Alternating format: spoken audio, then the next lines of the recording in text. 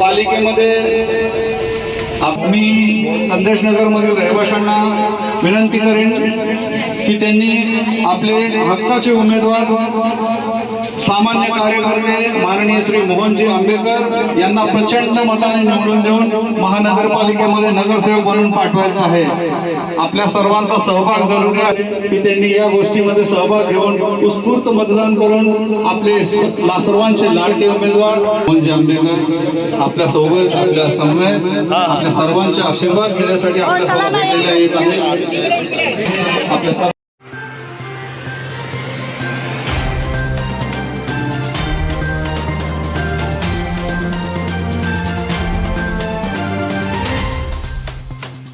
नमस्कार, मैं पूजा पांडे। आप देख रहे हैं मेट्रो दिनांक टीवी न्यूज। आइए देखते हैं आज की खास खबर।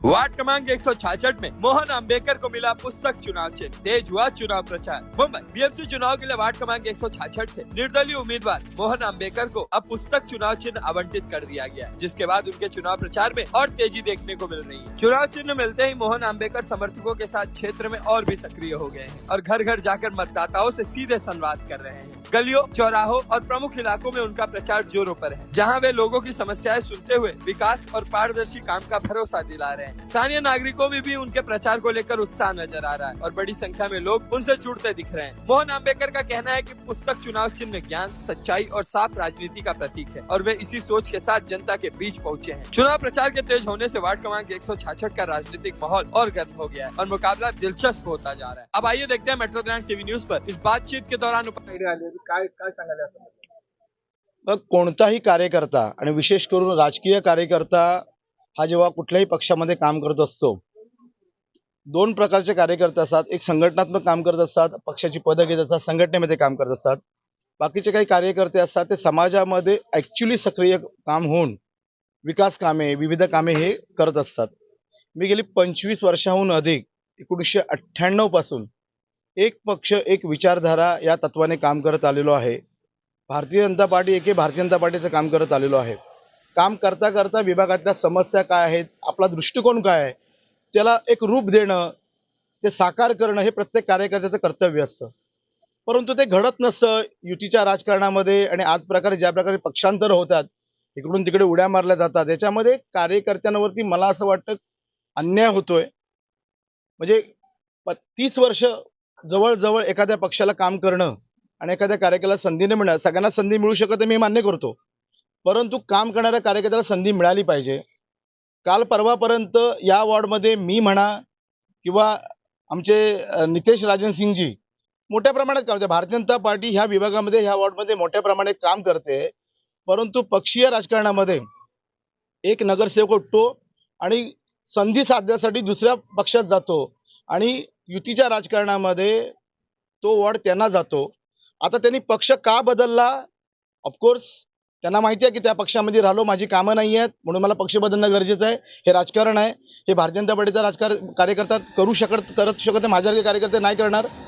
त्यामुळे मला असं वाटलं की आज संधी नाही मिळत आहे, मी कामं केलेली आहेत, समाजासमोर जाणार, समाजाला सांगणार मी एवढी कामं केलेली आहेत, ही कामं केलेली आहेत। माझ्यासोबत जे माझे सहकारी आहेत, कामधंदे करणारे लोक आहेत, धनाढ्य शक्तीच्या समोर कार्यकर्त्यांची शक्ती, प्रामाणिकपणा ह्या समाजासमोर आम्ही नेणार आणि निवडणूक लढवणार।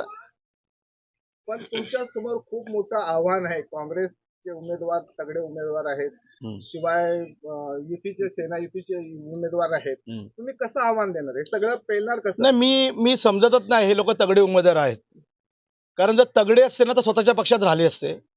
एक पण एका इथे वॉर्ड 166 मध्ये जेवढे उमेदवार आहेत, स्वपक्षाचा एकही कार्यकर्ता नाही आहे, स्वपक्षाचा एकही नेता नाही आहे। मी म्हणतो त्या पक्षाच्या जे कोण प्रमुख काम करत होते त्या कार्यकर्त्यांवरती हा अन्याय झालेला आहे। मला कळत नाही आहे की जर जो स्वतःच्या पक्षामध्ये सक्षम नाही तर दुसऱ्याच्या पक्षामध्ये कसा सक्षम होऊ शकतो। त्यामुळे मला असं वाटतं हे आव्हान नाही आहे, ही कार्यकर्त्यांची लढाई आहे। मी सर्व पक्षाच्या कार्यकर्त्यांना विनंती करतो, मी हा तुमचा आवाज बनलेलो आहे। भविष्यात समाजामध्ये काम करण्यासाठी कुठलाही कार्यकर्ता जर पुढे यायचं असेल तर समाजाने पण त्याला साथ दिली पाहिजे आणि हे जे काय उडी मारण्याचं किंवा पक्षांतराचं जे काय राजकारण चाललेलं आहे त्याला कुठेतरी लगाम लागला पाहिजे, ही माझी प्रामाणिक इच्छा आहे। कारण समाजाच्या भल्यासाठी चांगलं राजकारण घडण्यासाठी समाजातून जर चांगले सुशिक्षित लोक जर पुढे यावं असं वाटत असेल तर याला समाजाने साथ दिली पाहिजे असं मी समाजाला आवाहन करतो. पाठीमागच्या नगरसेवकाची जी उर्वरित कामं राहिलेली आहेत, हम्म. तर जर तुम्ही निवडून आलात तर पहिल्या 100 दिवसामध्ये कोणत्या 5 प्रमुख कामांना प्राधान्य देणार आहात? ज्या ठिकाणी आता आम्ही आपण उभे आहोत संदेश नगरमध्ये, आपण जाऊन बघा शौचालयांची काय अवस्था आहे. इथल्या लोकांना जर विचारलं तुम्ही तर नगरसेवकांनी बघितलेलं नाहीये. मी परवा 2-3 वेळा महानगरपालिकेचे सिस्टम पाठवून त्या ठिकाणी साफसफाई करून घेतलेली आहे. शौचालयांची जी बेसिक गरजा आहेत, लोकांच्या बेसिक गरजा ज्या प्रामुख्याने कोणत्या आहेत त्याचा सर्वे करून स्थानिक लोकांना विश्वासात घेऊन, मंडळाच्या सोसायटीच्या लोकांना विश्वासात घेऊन त्याची जी पहिली जी कामं आहेत जी प्राधान्याने व्हायला पाहिजेत ती पहिली करणार. मला काय वाटतं हा महत्वाचा विषय नाही, लोकांना काय गरज आहे हे काम पहिलं व्हायला पाहिजे तर ती कामं करणार. कामं करायला बराच स्कोप आहे. 166 वॉर्ड हा झोपडपट्टी बहुल आहे, ह्याच्यामध्ये बरीच कामं करायची आहेत. तुम्ही आता गल्लीतून फिरताना तुम्हाला कळेल की नीट चालता येत नाही. दिवस असताना किती वेगळ्या परिस्थितीमध्ये. आणि इथले जे राहिलेले लोक जे आहेत संदेश नगर, क्रांतीनगर मधले अनेक लोकांचं स्थलांतर किंवा त्यांचं शिफ्टिंग रखडलेलं आहे. स्थानिक आमदार दिलीप मामा काम करतायत, परंतु त्यांना अजून बळ कसे मिळेल. जर स्थानिक नगरसेवक त्यांच्या सोबत असेल, लोकांना विश्वासात घेऊन जर काम होईल तर त्या कामांना पहिली प्राधान्य दिलं जाईल असं मी तुम्हाला विश्वासाने सांगतो. जी प्रदूषण काफी बढ़ता जा रहा है यहाँ पर, उसके लिए क्या सोचे? जैसे कि और देखिए वाड़ी एस्टेट बैल बाजार के लोग, पूरे मुंबई के लोग वैसे परेशान है, लेकिन कुर्ला बैल बाजार वाड़ी एस्टेट के जो लोग हैं ना वो बहुत ज्यादा परेशान है. क्योंकि आप देखिए आरएमसी प्लांट यहाँ पे 1-2 बने हैं, कितने सालों से लोग परेशान हैं क्योंकि ये बंद होना चाहिए. क्योंकि नागरी बस्ती से, जिस बस्ती में 2-3 स्कूल है, मार्केट है, हॉस्पिटल है, दवाखाना है, मार्केट लगता है, उसी में से ये आरएमसी प्लांट जा रहे हैं. पूरे रास्ते का सत्यानाश हो रहा है. आप देखिए कितना खड्डे हो रहे हैं, कुछ काम नहीं बना. बारिश के टाइम में तो बहुत ही बदतर परिस्थिति थी. गणपति के टाइम पे थोड़ा ये इन्होंने सीमेंट डाल दिया, वो भी आधा अधूरा काम है. मतलब बीएमसी का प्लान क्या है समझ में नहीं आता है. अगर नेता अच्छा हो तो ठोक के काम करके ले सकता है. मेरे जैसा कार्यकर्ता जॉब करके अगर राजनीति का काम करता है, महानगर पालिका से काम करवा के लेता है, तो जो वर्तमान नगर सेवक है उन्होंने काम करके लेना चाहिए था. ये उनका कर्तव्य है. व्यक्तिगत तौर पे मैं कोई टीका नहीं करना चाहता हूँ, लेकिन ये उनका कर्तव्य था कि ये सब काम उनके करना चाहिए थे. जब उनको लगा 2022 में चुनाव आगे जा रहा है तो कुछ लोगों ने ऑफिस अपना बंद कर लिया. जब लगा कि अभी आएगा चुनाव तो ऑफिस चालू हो गया, यहाँ से वहां गए, सब लोग गए. मोहन जी, कई युवा पीढ़ी जो उनको काम के लिए क्या संदेशा देना चाहेंगे, नौकरी के लिए, और कई युवा पीढ़ी जो नशे की तरफ भाग रहे, उनको किस तरह का संदेशा? देखिए बहुत अच्छा सवाल आपने पूछ लिया. नौकरी यही सिर्फ एक पर्याय नहीं है बेरोजगारी का. स्वयं रोजगार, मुंबई जैसे शहर में हम लोग रहते हैं, मेरा ये देखो नौकरी जिसका जो एजुकेशन रहेगा उस हिसाब से मुंबई में नौकरी उनको मिलती है. लेकिन कुछ कारणवश जो बच्चे 10वीं 12वीं के आगे नहीं जाते, स्किल डेवलपमेंट नहीं होता है, तो मेरा ये प्रायोरिटी रहेगा उन बच्चों को. पैसा आदमी को स्किल देता है या एजुकेशन देता है, उनके अंदर स्किल डेवलप करना, फिर पैसा. स्किल डेवलप करके वो अपना स्वयं रोजगार कैसे कर सकते हैं. बाहर से लोग आके मुंबई में, कुर्ला में धंधा व्यवसाय करके पैसा कमा रहे हैं. हमारे बच्चे क्यों नहीं कर रहे? क्योंकि उनको मोटिवेट नहीं किया जा रहा है. उनको शराब और गांजे के नशे में फंसाया जा रहा है. मोहन आंबेडकर जिस दिन चुन के आएगा, देखिए मैं जॉब करके कर रहा हूँ, मैं कोई चुनाव की राजनीति के लिए नहीं बोल रहा हूँ. मुझे अगर सही समय मिल गया मैं सबका बंदोबस्त कर दूंगा, सबका. ये मेरा कमिटमेंट है सबको. तर युवा पिढी आहे, नवीन मतदार आहेत, 2008 जे 18 वर्ष पूर्ण झाले आणि वयोवृद्ध आहेत, त्या हँडिकॅप आहेत, दिव्यांग आहेत, अशा मतदारांना तुम्ही मतदान करण्यासाठी कसं प्रोत्साहित करणार आहात? बघा मी तर आत्ताच हल्ली वस्त्यांमध्ये बसायचे जे बाक असतात, म्हणजे जे बेंचेस असतात, जे गार्डन मध्ये असतात, ते दिले. का दिले? जिथं वस्त्यांमध्ये मोकळ्या जागा आहेत, आम्ही लोक तर कामावर जातो निघून, पण जे रिटायरमेंट लोक आहेत किंवा ज्येष्ठ नागरिक आहेत ते घरात छोटी छोटी घरं आहेत. आता मी बघा किती छोटी घरं आहेत, त्या छोट्या छोट्या घरामध्ये कुठे बसणार? एकमेकाशी संवाद झाला पाहिजे, चर्चा केली पाहिजे. तर मोकळ्या वस्तीमध्ये बेंचेस दिलेले आहेत आणि या लोकांशी संवाद साधून निवडणुकीसाठी त्यांना योग्य ती साधन व्यवस्था निर्माण करून चांगलं जीवन जगण्याकरता, सुखकर जीवन जगण्याकरता, सुलभ जीवन जगण्याकरता जे जे करणं शक्य आहे ते मी नक्की करणार. ज्येष्ठ नागरिकांसाठी विरंगुळा केंद्र हे फक्त आवाहन करतात लोक. मी जाहीरनामा प्रसिद्ध करणार नाहीये. लोकांचा मागणीनामा हाच माझा जाहीरनामा आणि त्यासाठी मी काम करणार. जाहीरनामा तर हवाच आहे, तुमचा रोड मॅप तर कळेल, कमीत कमी आम्हालाही कळेल, नाही, जाहीरनामा प्रेक्षकांना कळेल. रोड मॅप तुमचा काय आहे, निवडून आल्यानंतर जाहीरनामा तुमचा plan काय आहे? ही जी आहे म्हणजे फॉर्मॅलिटीज आहेत किंवा ज्या गोष्टी करायच्या आहेत त्या मी करणार, पण प्रायोरिटी काय आहे, स्थानिक लोकांच्या समस्या नेमक्या कोणत्या आहेत त्या घेऊन त्यांना विश्वासात घेऊन ती कामं करायची. बघा, नगरसेवकाला त्याला निधी मिळतो, तो गटार बनवेल, लादी बनवेल. आपण ही दरवर्षी मुंबईत बघतोय, दरवर्षी गटारी बांधल्या जातात, दरवर्षी लाद्या केल्या जातात, क्वालिटी काम होत नाही. हे तर फंडातून येऊन चांगल्या क्वालिटीचं काम करणार. मी केलेली कामं तुम्ही जाऊन बघा. 2003 पासून 4 पासून विकास कामं मी करतोय. व्यायामशाळा बांधल्यात, शौचालय बांधले, बालवाडे बांधले, अभ्यासिका बांधलेल्या आहेत, व्यायामशाळा दुरुस्त केल्या, मंदिरांचे जीर्णोद्धार झालेले आहेत, शाळांना कम्प्युटर्स दिलेले आहेत, अनेक अनेक कामं केलेली आहेत. प्रचार कहाँ तक का आज आपका और कल कहाँ होगा? आज हम लोग वाड़ी एस्टेट बल बाजार में प्रचार करें. अभी हम लोग संदेश नगर में हैं, लोगों के घर घर जाके बोल रहे हैं कि समाज अगर हमारे जैसे कार्यकर्ताओं के पीछे रह गया तो मैंने जैसे पहले कहा, धनाढ्य शक्ति के सामने कार्यकर्ताओं की शक्ति, प्रामाणिकता की शक्ति, काम करने वालों की शक्ति क्या होती है ये समाज दिखा के दे. दारू, पैसा और बाटली के पीछे न जाए, ऐसा मैं आह्वान करूंगा सबको.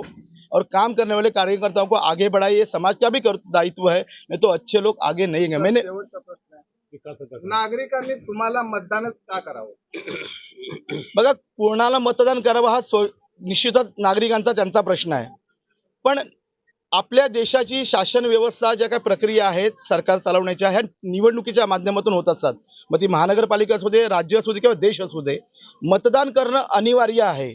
सर्व नागरिकांनी मतदान करावं असं मी सगळ्यांना आवाहन करेन. ते म्हणायचं ना, पण जे लोक उभे तुमच्या समोर आहेत त्यातला बेस्ट माणूस कोण आहे हे लोकांनी पडताळणी करावं. मी अगदी प्रामाणिकपणे सांगतो, मी आजपर्यंत सरळ मार्गाने आलोय. जर माझं काम केलेलं काम लोकांनी पडताळून बघावं, त्याची माहिती घ्यावी, त्याची पत्रकं घ्यावी, सोशल मीडियावरती बघावं. तुमच्या समोर जेवढे उमेदवार उभे आहेत त्याच्यापेक्षा जर माझं काम तुम्हाला कुठे किंचितही कमी वाटलं तर मला मत देऊ नका. आता विकासाचा पण- काम कुठला बाकी आहे? विकासाचं काम मेन म्हणजे रस्त्यांचा विषय आहे, ट्रॅफिक. बघा, कुर्ल्याची सगळ्यात मोठी समस्या ट्रॅफिक, प्रदूषण हा विषय आहे. विकासाची कामं शौचालयांची आहेत. शाळा, ज्या मराठी माध्यमाच्या शाळा आहेत त्यांना अद्ययावत करणं ही पण फार मोठी आवश्यकता आहे. नाहीतर सामान्य माणूसाला परवडत नाही इंग्रजी मिडियमला, आणि इंग्रजी मिडियमपेक्षा मराठी माध्यमाच्या शाळेतून चांगलं शिक्षण घेता येऊ शकतं. हा माझा विश्वास आहे. मी मराठी माध्यमामध्ये शिकलेलो आहे. रस्ते, प्रदूषण, स्वच्छता, शौचालय, गटार बांधणी, ह्या ज्या काही गोष्टी आहेत, आणि संदेशनगर, क्रांतीनगरचं शिफ्टिंग, यासाठी या प्रक्रियेमध्ये माझं भरघोस योगदान देण्याचा मी प्रयत्न करणार आहे. आणि शैक्षणिक सुद्धा, आरोग्यविषयक. बघा, आरोग्यविषयक हा माझा खूप मोठा विषय आहे, कारण ज्येष्ठ नागरिक वगैरे गरीब माणसं आहेत की घरी माणूस आजारी पडला की त्याला कुठे जावं, काय करावं कळत नाही, आणि लोकांची हकनाक बळी जातात. अशा वेळेला एक चांगलं आरोग्य मार्गदर्शन केंद्र 24 आवर्स, रात्री कधी या, तुम्हाला सगळ्या गोष्टीची तुम्हाला सुविधा दिल्या, शासनाच्या योजना तुमच्यापर्यंत पोहोचवल्या जातील, ज्या सुविधा तुमच्यापर्यंत, ह्या सगळ्या 24 आवर्स कार्यालय, सेवालय हे नागरिकांसाठी उभं राहील, ही माझी प्रायोरिटी आहे. वार्ड क्रमांक किती आणखी निशाणी काय आहे? माझी हा जो मी ज्या वॉर्डमध्ये लढतोय इलेक्शन, ते वॉर्ड क्रमांक 166 आहे. आणि निशाणी ज्या दिवशी दिली गेली ती तारीख होती 3 जानेवारी, आणि सावित्रीबाई फुलेंची जयंती 3 जानेवारी. आणि त्या दिवशी मी एकट्यानेच डिमांड केली होती अपक्षमध्ये की मला पुस्तक मिळावं. त्या अधिकारी सुद्धा म्हणाले, आंबेकर तुम्हीच एकट्याने डिमांड केली आहे. तर शिक्षणाशिवाय पर्याय नाही. पुस्तक, डॉक्टर बाबासाहेब आंबेडकरांनी जे म्हटलं की वाचाल तर वाचाल, तर मला असं वाटतं की शिक्षण हे प्रगतीचं लक्षण आहे. कुठल्याही अंधारातून बाहेर पडायचं असेल, मग ते गरिबीतीचं असून किंवा कुठल्याही जातीभेदातून असेल, तुम्ही सक्षम व्हायला पाहिजे. यासाठी सगळ्यांनी शिक्षण घेतलं पाहिजे, पुस्तक वाचन केलं पाहिजे, ज्ञान मिळवलं पाहिजे, आणि अज्ञानावरती आणि गरिबीवरती विजय मिळवला पाहिजे, ही माझी निशाणी आहे. त्याची टॅगलाईन मी अशी बनवलेली आहे, प्रभाग क्रमांक 166च्या विकासाची दस्तक, निशाणी पुस्तक. पुस्तक लक्षात ठेवा. खूप खूप धन्यवाद. हम तुम्हारे साथ